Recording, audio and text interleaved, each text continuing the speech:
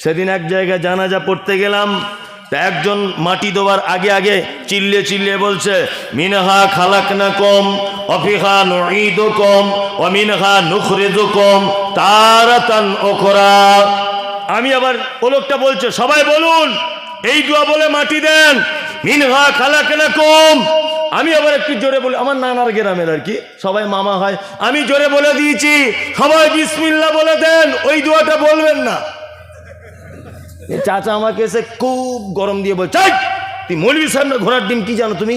আমাকে বলছে, ওরে আমি 15 বছর পড়াশোনা করলাম, আমি কিছু বুঝলাম না, তুমি বুঝলে, তুমি ভালো মন্দ বুঝে গেলে।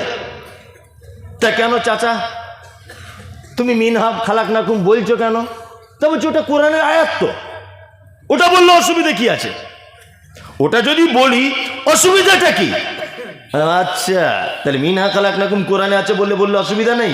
বলছে না, তাহলে কোরআনে যে আছে বলে সবই ভালো, এটা তোমায় বললো কে? এটা কে বললো? কোরআনে ফেরাউনের নাম আছে না নেই? তো তোর বেটার নাম ফেরাউন রাখ, রাখ দেখি, ওটা তো কোরআনের শব্দ। কেউ রাখবে? কেউ রাখবে না। কোরআনের আয়াত সব ভালো, অবশ্যই ভালো, তবে স্থান কালপাত্র বুঝতে হবে কোন জায়গায় কোনটা। এই যে রুকুতে গিয়ে কি বলতে হয়? সুবহান রাব্বিয়াল আযীম। কারণ আমি যেটি এটা বাদ দিয়ে যদি বলি কুল হু আল্লাহু আহাদ আল্লাহু সামাদ লাম ইয়ালিদ ওয়া লাম ইউলাদ, নামাজ হবে? কেন হবে না? কেন? ওটা তো কোরআনের আয়াত, হবে না কেন? তার মানে বোঝা যাচ্ছে যে স্থান বুঝতে হবে, কোন স্থানে কি বলতে বলেছে। জিলাপি এটা খাওয়া জায়েজ না না জায়েজ? এই জিলাপি বলুন, জিলাপি খাওয়া যায় না যায়? জায়েজ। এটা ময়দা দিয়ে তৈরি হয়, কিন্তু ওই জিলাপি কিনে কেউ মাজারে মানত করে দিয়েছে, হারাম, চলবে না। একই জিনিস, চলবে? চলবে না। জিলাপি তো হারাম, জিলাপি জায়েজ, কিন্তু শুধুমাত্র দোকানদারের কাছ থেকে কিনে মাজারে দিয়েছে মানত করে, ওটা হারাম। কি বললাম বুঝলেন? তার মানে বোঝা গেল শুধু আমল করলে হবে না। মিনহা খালাকনাকুম ওয়া ফিহা নুঈদুকুম, এই দোয়া যদি মুহাম্মদ সাল্লাল্লাহু আলাইহি ওয়াসাল্লাম যদি বলতে বলেছেন তাহলে এটা সুন্নাত, তাহলে এতে নেকি পাওয়া যাবে। তাছাড়া কিন্তু এইটা বলার কারণে বেদাতের জন্ম হবে। কি বলছি বুঝতে পারছেন? এই দেখুন, আপনাকে আর একটা কথা বলে দিই, সারা পৃথিবীতে আমল অনেক আছে।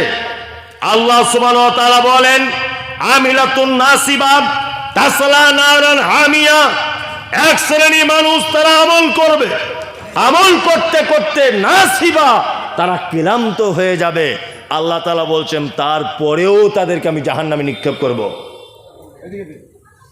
আমল করার পরেও জাহান্নামে নিক্ষেপ করবে। এরা কারা? এরা কারা? এই যে আসছে আর 1 থেকে 1.5 মাস পরে শবে বরাতের মাস শাবান আসছে না? অনেক মানুষ রেডি হয়ে আছে, ওরে বাবা সেদিন রোজা রাখতে হবে, 100 রাকাত মসজিদে নামাজ পড়তে হবে। আর মসজিদে মানে ঠেলাঠেলি শেষ নাই, মানে যত নেকি সব সেই দিনে মনে হয় পাওয়া যাবে। কিছু মানুষ এরকম আছে না নেই? আছে, আছে। 15ই শাবানে যদি রোজা মুহাম্মদ সাল্লাল্লাহু আলাইহি ওয়াসাল্লাম রেখে যদি না থাকে, রাসূলুল্লাহ থেকে যদি প্রমাণ না পাওয়া যায়, তাহলে কিন্তু এই রোজা রেখেই তোমার বিপদ। কি বললাম বুঝলেন?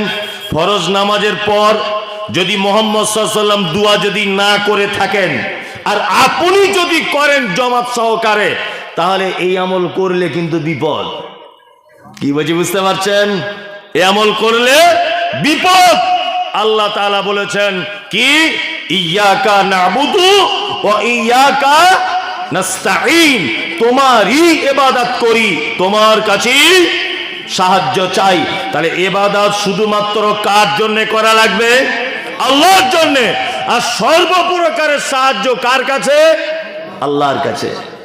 যারা এই যে পীর ফকির ঠাকুর মেনে চলে, যারা আছে না একদল মুসলমান, এখানে আছে কিনা আমার দেখার দরকার নেই, থাকলেও আমার দেখার কোনো প্রয়োজন নেই। আপনি সূরা ফাতিহাটা বুঝেন না? মনে মনে ভাবি যে আল্লাহ গোবর কেন গরুর পেটে দিলে? কিছু মানুষের মাথাতেও দিতে পারতে হালকা হালকা করে, যারা একেবারে বুঝে কম। পাগল, তুমি নামাজে বললে কি? তুমি তো বললে ইয়াকা নাবুদু ওয়া ইয়াকা নাস্তাইন। আল্লাহ তোমারই ইবাদত করি, সাহায্য চাই কার কাছে? তোমারই কাছে সাহায্য চাই। কিন্তু এই কথা বলার পরেও পৃথিবীতে এরকম কিছু মানুষ আছে না নেই, যে আল্লাহকে বাদ দিয়ে আবার অন্য ঠাকুরের কাছে সাহায্য চাইতে যাচ্ছে? আছে না নেই? আছে। আশ্চর্য ব্যাপার। তার মানে তুমি যদি দাও তাহলে সূরা ফাতিহার এই আয়াতটাকে তুমি অপমান করে দিলে, অপমান করে দিলে। পৃথিবীতে আল্লাহ ছাড়া আর কেউ কাউকে বাঁচাতে পারে? পারে? পারে না। আচ্ছা বলুন তো, একটা মানুষকে সারা পৃথিবীতে সব থেকে বেশি ভালোবাসে কে? আল্লাহ বাদে পৃথিবীর মানুষের কথা বলেছি, কে ভালোবাসে? মা। মা বেশি ভালোবাসে তো, নাকি পীর সাহেবও বাসে? এই পীর সাহেব বেশি বাসে, ফালতু আপনি উল্টো পাল্টা বলছেন। পীর সাহেবের থেকেও বেশি বাসে? বেশি বাসে। আচ্ছা তারপরে কে বাসে? আপনার আব্বা। আল্লাহর ভাষা শুনুন, এগুলো কি কানা পীর দেখতে পায় না? হ্যাঁ, এ মুরিদরা কি এগুলো দেখতে পায় না? কোরআনের আয়াত আল্লাহ কি বলছেন? আল্লাহ বলছেন ইয়াউমা ইয়াফিরুল মারউ মিন আখি ওয়া উম্মিহি ওয়া আবি ওয়া সাহিবাতিহি ওয়া বানি। কিয়ামতের দিন মা তার বেটার কোনো কাজ করবে না, বাপ তার বেটার কোনো কাজ করবে না, উপকার করবে না। তাহলে যে মা 9 মাস 10 মাস পেটে ধরলো, আল্লাহ বলছে সেই মা তার বেটা যদি জাহান্নামেও চলে যায় তাকে বাঁচানোর ক্ষমতা রাখে না।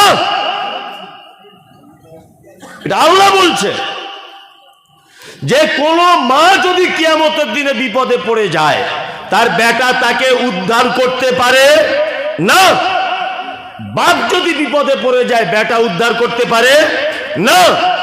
বেটা যদি বিপদে পড়ে যায় বাপ উদ্ধার করতে পারে না। নিজের পেটে ধরা সন্তানের উপকার করতে পারবে না মা, তা পীর সাহেব উপকার করে কি করে? হ্যাঁ, এটা তো একটা ভাবতেও অবাক লাগে। হুজুর উপকার করবে কি করে বলুন তো? আচ্ছা আর একটা কথা আপনাকে বলি, আমাদের নবী মুহাম্মদ সাল্লাল্লাহু আলাইহি ওয়াসাল্লামের আপন চাচা নাম হলো তার কে? আবু তালিব, তাই তো? আবু তালিব কোনদিন, এখানে একটা গোপন তথ্য আপনাকে বলবো, মনোযোগ দিয়ে শুনবেন, কোনদিন মুহাম্মদ সাল্লাল্লাহু আলাইহি ওয়াসাল্লামের বিরুদ্ধে কথা বলেনি। কথা বলেছে? কথা বলেনি। বরং মুহাম্মদ সাল্লাল্লাহু আলাইহি ওয়াসাল্লামকে কোলে পিঠে করে মানুষ করেছে। আর বেঈমান মুশরিকেরা যখন মারতে এসেছে মুহাম্মদ সাল্লাল্লাহু আলাইহি ওয়াসাল্লামকে, চাচা প্রাচীরের মতো দাঁড়িয়ে গিয়ে বলেছে আমার ভাতিজার ইসলাম কবুল করবে না, এটা কিন্তু ঠিক, কিন্তু আমার ভাতিজাকে মারতে পাবে না, চামড়া তুলে দেবো, আমি বেঁচে থাকা অবস্থা আমার ভাতিজার গায়ে কেউ হাত দিবে না। চাচা মারা যাচ্ছে আবু তালিব, মুহাম্মদ সাল্লাল্লাহু আলাইহি ওয়াসাল্লাম মাথার কাছে গিয়ে বলছে চাচা একবার কলেমাটা বলে দাও, একবার কলেমা বলো। তখন চাচা ভাতিজার কথা চলছে, আবু জেহেল আবুল আহাব বেঈমানদের সর্দারেরা এসে বলছে কি ব্যাপার আবু তালিব, এই তাহলে শেষ ফলাফল, সারা জীবন 360টা দেবদেবীর পূজা করে এলে, আর আজকে তুমি তোমার ভাতিজার ইসলাম কবুল করবে? এটা কেমন করে হয়? কথা চলছে, এক পর্যায়ে আল্লাহ তাআলা মালাকুল মউতকে বলছেন নবীর চাচার টাইম শেষ। চাচা মারা গেলেন।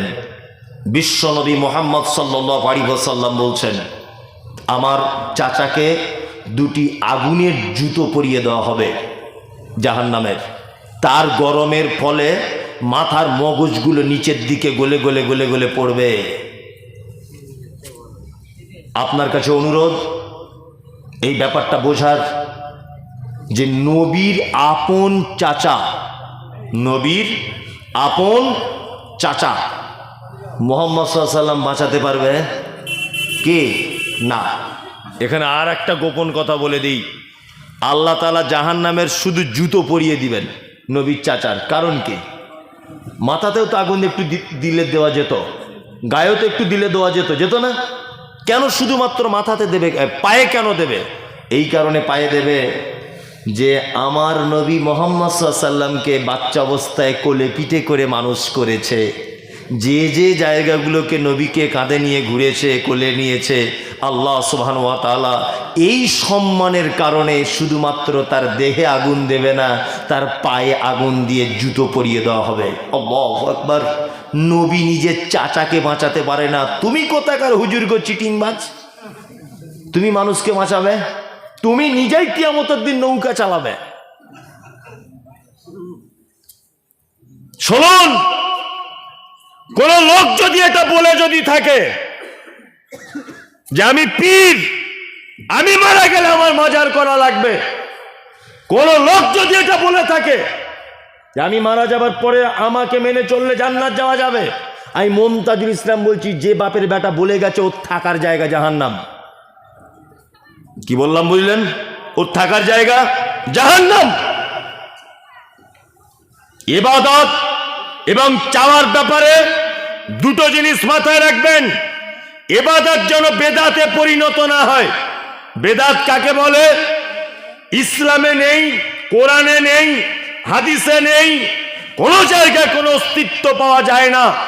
মানুষ অথচ নেকি হবে এই উদ্দেশ্য করে, এর নাম বেদাত। নবীজি কি বলছেন?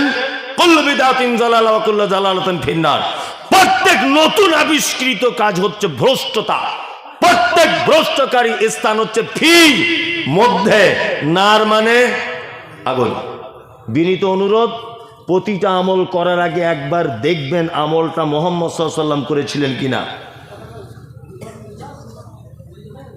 10 টাকা কেজি বেগুন কিনতে গেলে 4 বার দেখা লাগে ভিতরে পোকা থাকে কিনা, দেখা লাগে না? আর তুমি একটা আমল করে জান্নাত যেতে চাইছো, এটা দেখতে হবে না মুহাম্মদ সাল্লাল্লাহু আলাইহি ওয়াসাল্লাম করেছিলেন কিনা।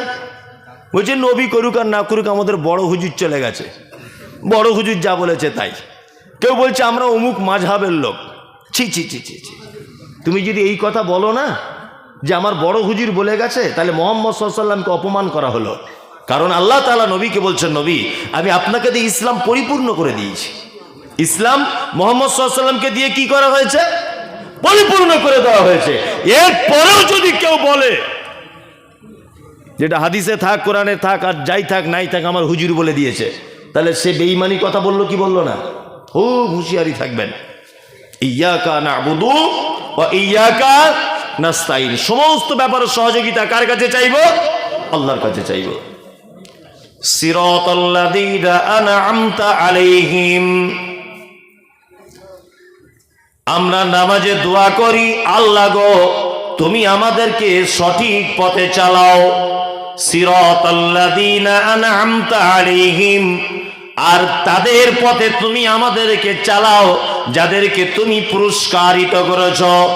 গায়রিল মাগযুবি আলাইহিম ওয়ালাদ-দাল্লিন।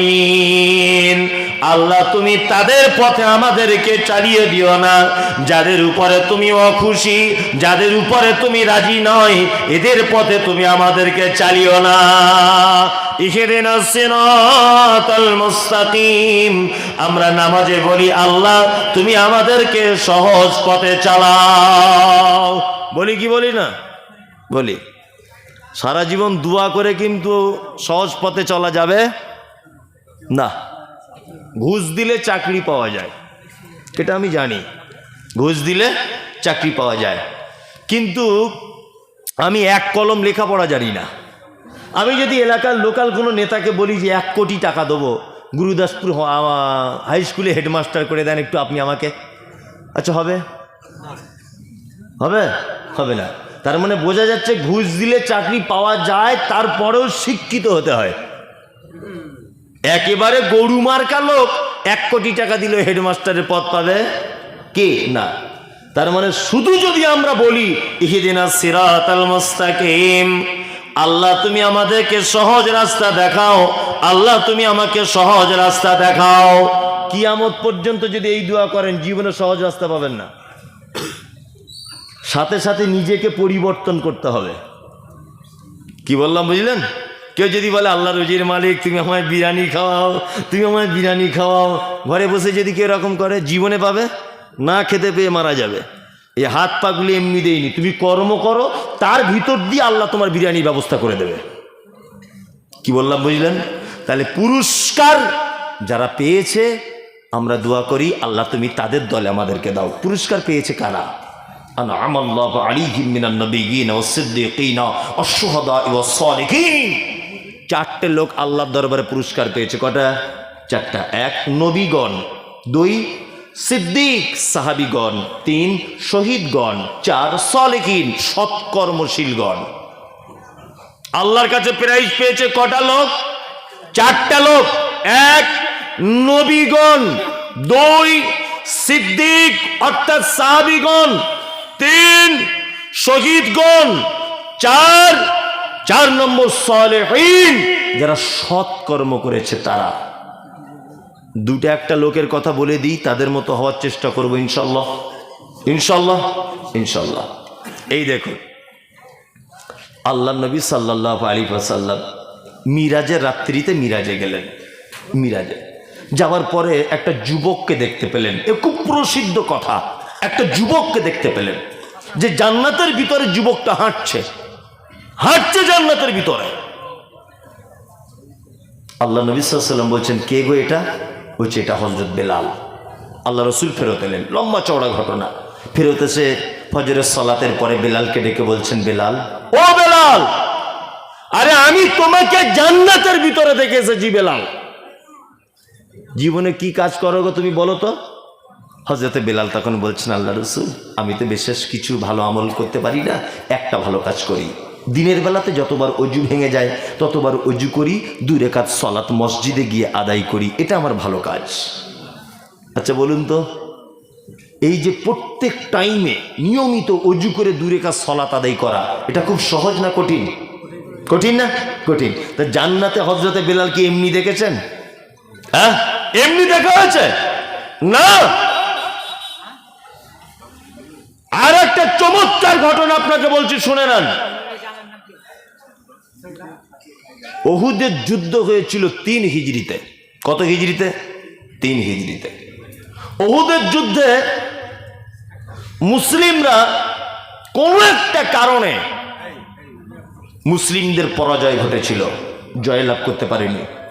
জি, মানুষ চলে যাচ্ছে, শীতকালে তো এখনো হযরত আবু বকর এসে বক্তব্য রাখলে আর লোক থাকবে না।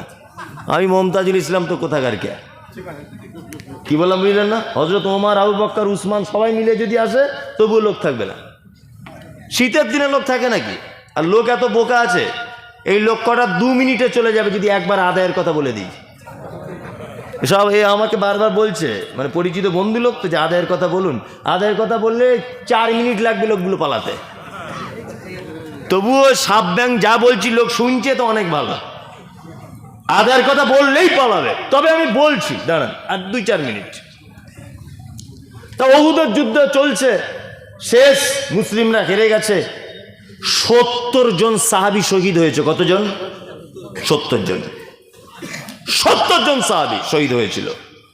আল্লাহ নবী সাল্লাল্লাহু আলাইহি ওয়াসাল্লাম যুদ্ধের আগের দিন বিকাল বেলাতে, ভালো করে বুঝবেন, যুদ্ধের আগের দিন বিকাল বেলাতে একজন সাহাবীর বিয়ে পড়িয়েছিলেন, তার নাম হানজালা রাদিয়াল্লাহু তাআলা আনহু।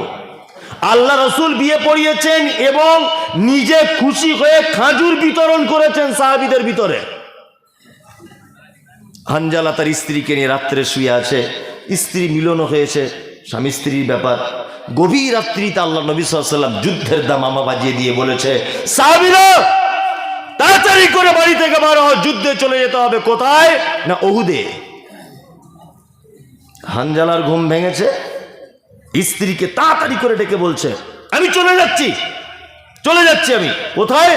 না আল্লাহর নবী ডেকেছে তাই চলে যাচ্ছি, আমি 1 মিনিট আর দেরি করব না।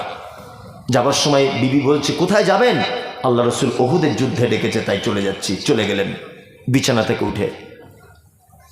70 জন মুসলিম সাহাবী শহীদ হয়েছে, ইমানদার। তার ভিতরে আল্লাহ নবী সাল্লাল্লাহু আলাইহি ওয়াসাল্লামের আপন চাচা, তার নাম হামজা রাদিয়াল্লাহু তাআলা আনহু।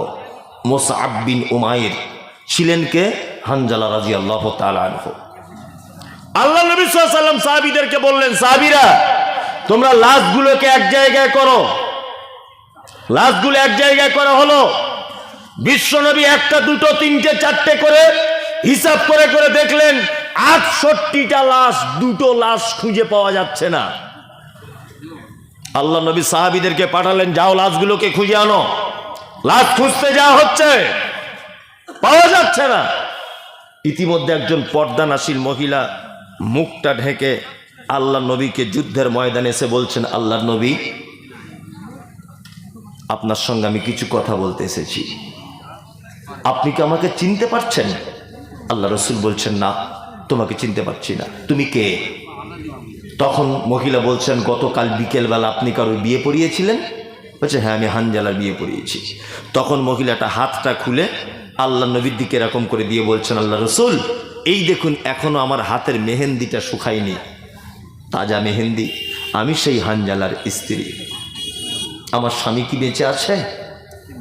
আল্লাহ রসুল তখন খুব জোরে কেঁদে দিয়ে বললেন, সবার লাশ পাওয়া যাচ্ছে, শুধু আমার চাচা হামজা আর তোমার প্রাণ প্রিয় স্বামী হানজালা, এই দুজনার লাশ খুঁজে পাচ্ছি না মহিলা।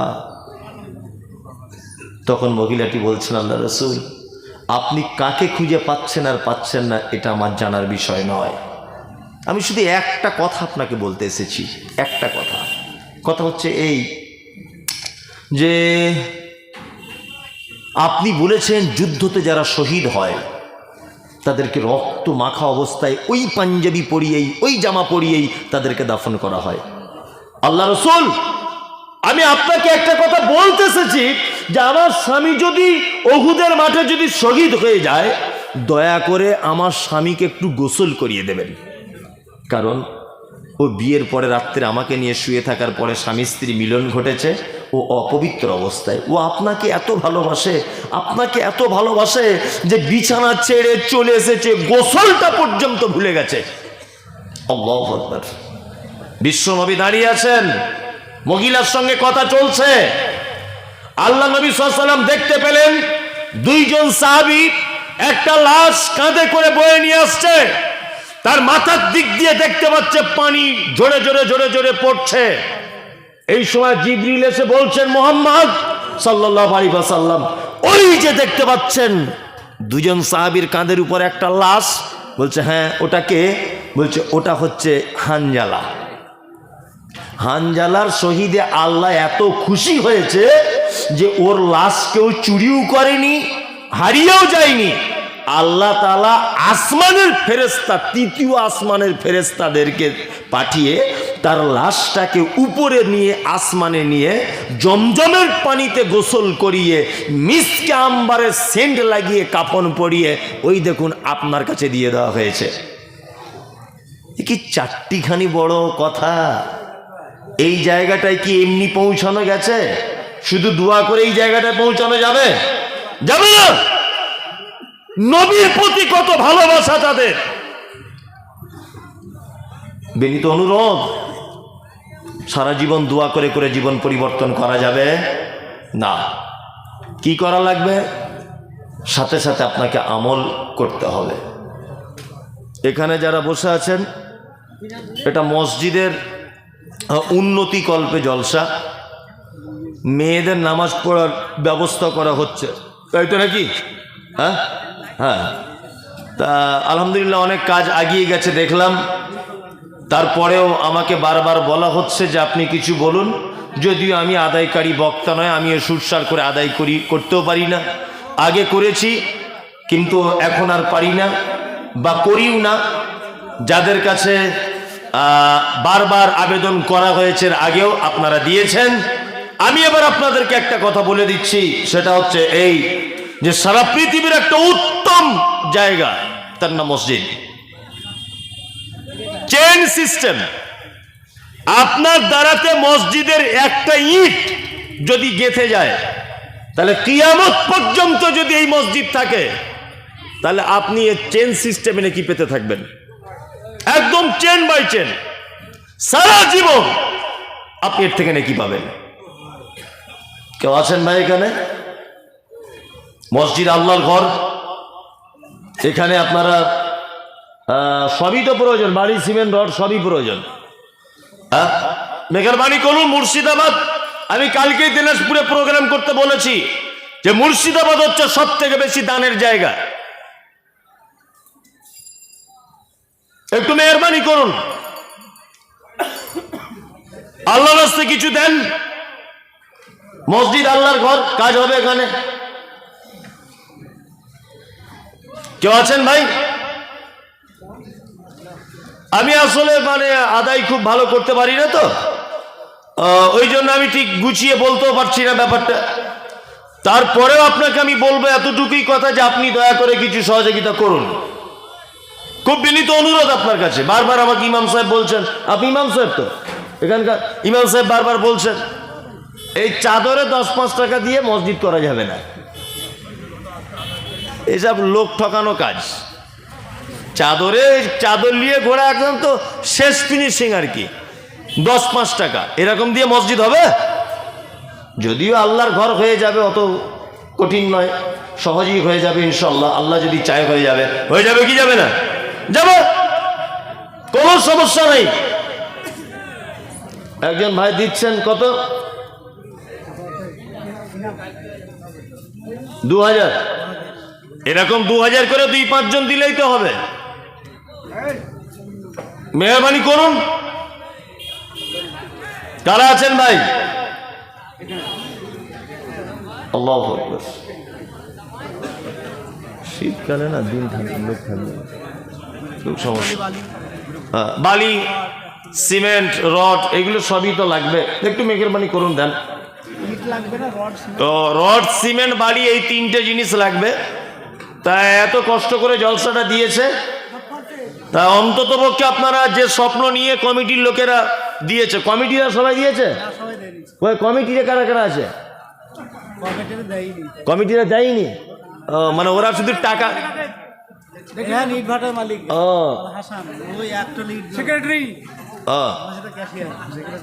ইট লাগবে না বলছেন তো? ও যত ইট লাগবে ওরাই দিয়ে দিবে, তাহলে তো কোনো সমস্যাই নেই, আলহামদুলিল্লাহ।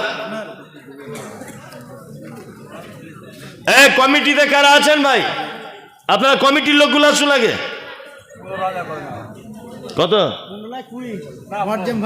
মুয়াজ্জিন 20,000 টাকা। আচ্ছা, আলহামদুলিল্লাহ। মুয়াজ্জিন, এই গ্রামের অনেক মানুষ তো সৌদি আরবে যায়, কাজ টাজ করতে যায় না, তারা অন্তত পক্ষে লেখান যে আপনাদের গ্রামে একটা ঐতিহাসিক ব্যাপার, মেয়েদের নামাজ পড়ার জন্য আলাদা মসজিদ হচ্ছে। 3 গাড়ি ইট, মাশাআল্লাহ। বেনামিতে একজন 3 গাড়ি ইট। আল্লাহুম্মা সাল্লি আলাইহি আল্লাহুম্মা বারিক আলাইহি। আল্লাহ যারা দিয়েছে তুমি তাদের মালে বরকত দান করো, আমিন। 3 গাড়ি ইট দিয়েছে একজন বেনামিতে। আর কেউ আছেন? মুয়াজ্জিন সাহেব দিয়েছেন 20,000 টাকা। আল্লাহুম্মা সাল্লি আলাইহি আল্লাহুম্মা বারিক আলাইহি। ভাই আর কেউ আছেন কমিটিতে? ওই একজন আছে, দেখুন তো কত? ইয়া রাব্বানা ইয়া রাব্বানা মরুর দলাল মোদের গিলাল আরে সবে না। মক্কায় নবীর জন্ম হলো, আব্দুল্লাহ তার পিতা ছিল। মক্কায় নবীর জন্ম হলো, আব্দুল্লাহ তার পিতা ছিল। গর্ভে রেখে মারা গেল, পিতা এলো না। মরুর দলাল মোদের গিলাল আরে সবে না। কেউ আছেন ভাই কমিটিতে? আরে ভাই যারা আছেন 2-5 হাজার টাকা দেওয়ার ক্ষমতা থাকলে দেন, অসুবিধা কি আছে? কে আপেল? সেক্রেটারি।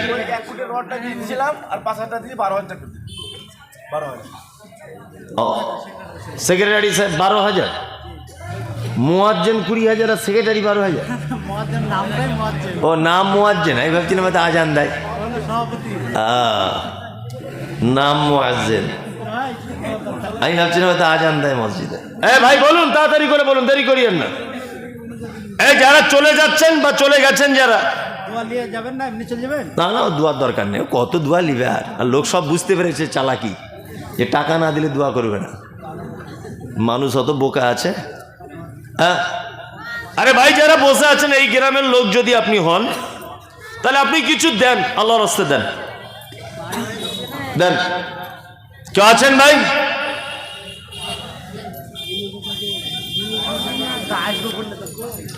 মেয়েদের বসার জায়গা করেনি?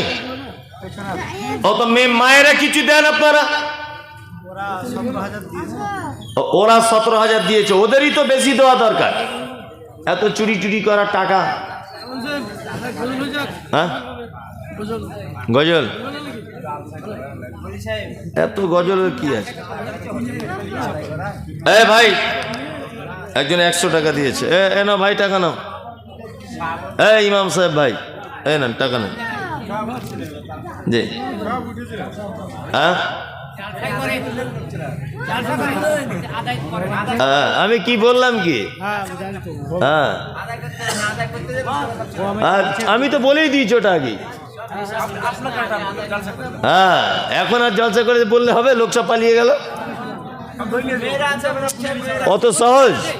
আমার তো একটা, আমি তো প্রতিদিন এই কাজ করছি। প্রধান বক্তা দানের কথা বললে একটা লোক আর টিকবে না। কি বললাম বুঝলেন তো? হ্যাঁ, যাই হোক, কি বলছেন? হ্যাঁ, ঠিক, একটা আদায়কারী বক্তা না উচিত ছিল। যাই হোক, এই পর্যন্ত যা হলো হলো। ওমা তাশাউনা ইল্লা ইয়াশাআল্লাহ। মানুষের চাওয়াটা তোই চাওয়া। সবচেয়ে বড় কথা হচ্ছে এই আল্লাহর চাওয়া বড় চাওয়া, মানুষের চাওয়া চাওয়া নয়। এইরকম একটা পরিস্থিতি, যা লোক ছিল অনেক আদায় হওয়ার কথা ছিল, প্রচুর। একটা আদায়কারী বক্তা নিলে আলহামদুলিল্লাহ অনেক আদায় হয়ে যেত। তারপরে বলবো, মায়েরা যারা বসে আছেন পিছনে, বিশেষ করে আপনাদেরই কিছু দেওয়া উচিত বেশি করে। আপনারা টোটালে দিয়েছেন 17,000, এটা কোনো দানই নয়, তাই না? 17,000 সবাই মিলে, মানে এটা কোনো দানই নয়। আপনাদের কাছে অনুরোধ যে আপনারা একটু বেশি করে দেন, আল্লাহর রাস্তায় দেন। কানে টাকাই দেয় না, কানের আর নাকের দিলে আবার। মায়েরাকে অনুরোধ করে বলছি, আপনারা কিছু দেন, আল্লাহর রাস্তায় দেন। আল্লাহ তাআলা বলেন, লান তানালুল বিররা হাত্তা তুনফিকু মিম্মা তুহিব্বুন। মানুষ, তুমি যত রকমের কল্যাণ চাও, পৃথিবীতে কোনো কল্যাণ তোমার কাজে আসবে না। কখনোই তুমি কল্যাণ পাবে না, তুমি সফলতা পাবে না, যতক্ষণ না পর্যন্ত তুমি তোমার প্রিয় বস্তুকে আল্লাহ রাস্তায় দান না করবে। কোনো কল্যাণ তুমি কামনা করতে পারো না যতক্ষণ না পর্যন্ত তুমি আল্লাহ রাস্তাতে তোমার প্রিয় জিনিসকে দান না করতে পারবে, ততক্ষণ পর্যন্ত তোমার কল্যাণ নেই। আল্লাহ নবী সাল্লাল্লাহু আলাইহি ওয়াসাল্লামের হাদিস, আল্লাহ তাআলা পবিত্র আল কোরআনে কি বলছেন? ইয়া আইয়ুহাল্লাযীনা আমানু হাল আদুল্লুকুম আলা তিজারাতিন তুনজিকুম মিন আযাবিন আলীম। আমার সাথে ব্যবসা করো, উত্তম ব্যবসা, রিটার্ন বেশি পাবে। আল্লাহ সুবহানাহু ওয়া তাআলা পবিত্র আল কোরআনে একাধিক জায়গায় দানের কথা বলেছেন। মুমিনদের গুণ বর্ণনা করতে গিয়ে বলেছেন, অমিম্মা রাযাকনাহুম ইনফিকুন। মুমিন আল্লাহ রাস্তাতে দান করে, সাদকা করে, এটা মুমিনের আরো একটা গুণ। এই অনুরোধ যারা এখানে বসে আছেন আপনাদের কাছে, যে আপনারা এখনো যারা দেননি আপনারা দিয়ে দেন, আর যারা দিবেন ভাবছেন অবশ্যই দেন। কেননা বিশাল বড় একটা কাজ চলছে, ছোটখাটো কাজ নয়, বড় কাজ চলছে। কেউ যদি বাকি থাকেন একটু দয়া করে দেন। আর কি বলবো,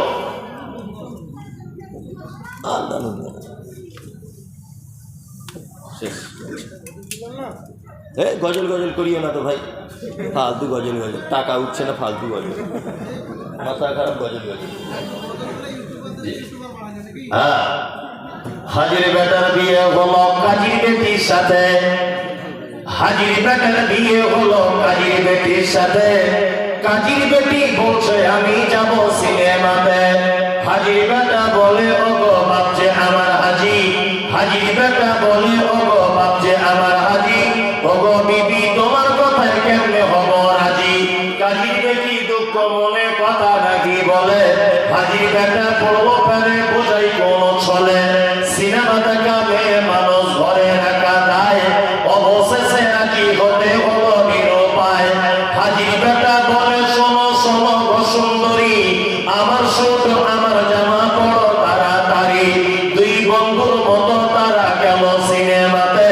রাস্তা তাদের জানা আছে সন্দেহ নাই তাতে। বিয়ের আগে কত গেছে হিসাব কে বা রাখে। হলের সামনে দাঁড়িয়ে গেল লাগলো আলোর ছটা। অনেক দিনের পুরাতন বন্ধুর সাথে হলো দেখা। বন্ধু বলে ওরে বন্ধু এটা কে তোর হয়। বন্ধু বলে ওরে বন্ধু এটা কে তোর হয়। বন্ধু বলে ওটা আমার শালার পরিচয়। আদেশ করিল আল্লাহ পবিত্র কোরআনে, আর বিবাহ করিতে যত আদম সন্তানের। কোরআনে আদেশে আল্লাহ যদি না করিত, মানুষের বংশ সব ধ্বংস হয়ে যেত। কিন্তু হয় বর্তমানে হতেছে এমন, বেটির বিয়েতে বেটার বাপ নিচ্ছে কত পণ। কেহু সোনা দানা নিচ্ছে, কেহু টাকা করি, কেহু জমি জায়গা নিচ্ছে, কেহু নিচ্ছে বাড়ি। আবার কত বাপজি বলে নিব না কপন, বেটা বেটি সাজিয়ে দিকি বিয়াই আপন। টাকার বেলায় সাধু সাজে, জমির বেলায় চোর। টাকার বেলায় সাধু সাজে, জমির বেলায় চোর। বর্তমানে বেটার বাপ এমনি হারাম খোর। চোর লোকে চুরি করে অন্ধকারে হলে, বেটার বাপ করে চুরি দিনের উজ্জ্বলে। হায়রে বেটার বাপ তুমি এমনি লুভি হলে, টাকারও বদলে বেটা বিক্রি করিলে। বহরমপুর হাটে শুনি বিক্রি হয় পাঁঠা। বহরমপুর হাটে শুনি বিক্রি হয় পাঁঠা। পাঁঠার মতো বিক্রি করো তোমরা নিজের বেটা। হায়রে বেটার বাপ তুমি এমনি লুভি হলে, পাঁঠারও মতো বেটা বিক্রি করিলে। তোর জন্য কত নারী বিষ পান করে, কত নারী গলায় দড়ি দিয়ে ঝুলে পড়ে। এর জন্য কে বাদাই জানো বেটার বাপ, শত শত বেটির বাপরা দিচ্ছে অভিশাপ।